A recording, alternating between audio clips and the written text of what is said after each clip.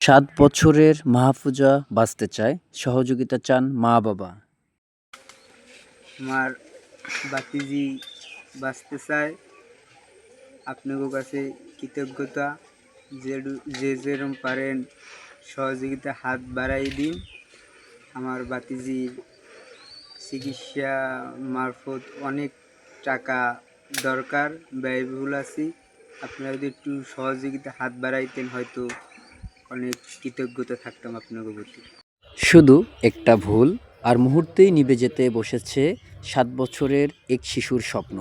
মাহফুজা খুড়িয়াখালী গ্রামের মাসুদ মোল্লার ছোট্ট মেয়েটি আজ জীবন মৃত্যুর সন্ধিক্ষণে।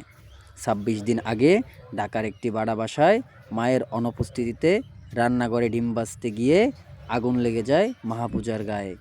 শরীরের বড় অংশ পুড়ে গেছে। বর্তমান ঢাকার একটি হাসপাতালে চিকিৎসাধীন অবস্থায় আছে সে। শিশু মাহফুজার মা ফোনে জানায়, আমার মেয়েটাকে বাঁচাতে চাই, কিন্তু চিকিৎসার খরচ চালাতে পারছি না। আমার বাতিজি বাঁচতে চায়, আপনাদের কাছে কৃতজ্ঞতা। যে যেরকম পারেন সহযোগিতা হাত বাড়াই দিন। আমার বাতিজির চিকিৎসা মারফত অনেক টাকা দরকার, ব্যয়বহুল আছি। আপনারা যদি একটু সহযোগিতা হাত বাড়াইতেন হয়তো অনেক কৃতজ্ঞতা থাকতাম আপনাদের প্রতি। সবাই একটু সহযোগিতা করলে হয়তো ওকে বাঁচানো যাবে।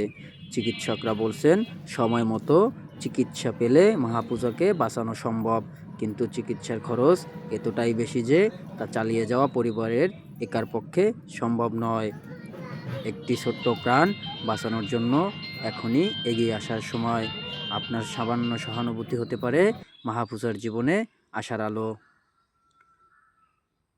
মাহফুজার চাচা সীমান খান দাবি করেন, আমার ভাতিজি বাঁচতে চায়।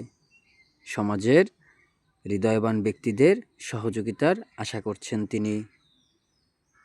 ভাতিজি মাহফুজা মৃত্যুর সঙ্গে পাঞ্জা লড়ছে ঢাকার একটি হসপিটালে।